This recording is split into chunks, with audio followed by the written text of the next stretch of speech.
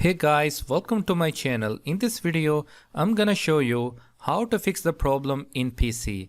PC is on, but there is no display.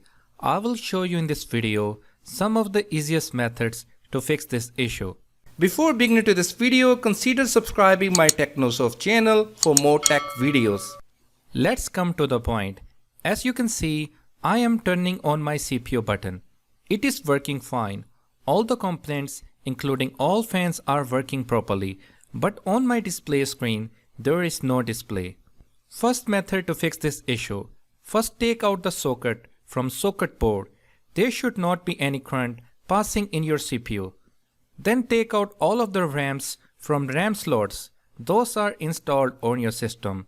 Because sometimes we clean our PC with blower. Dust particles sticks between RAM and RAM slots. So you need to take out all of the RAMs and clean them with a clean piece of paper, cloth or any tissue paper. Make sure it should be clean. After doing this, turn on your PC by enabling the power in a socket. Most of the times this problem gets fixed, but right now as you can see my PC still has no display.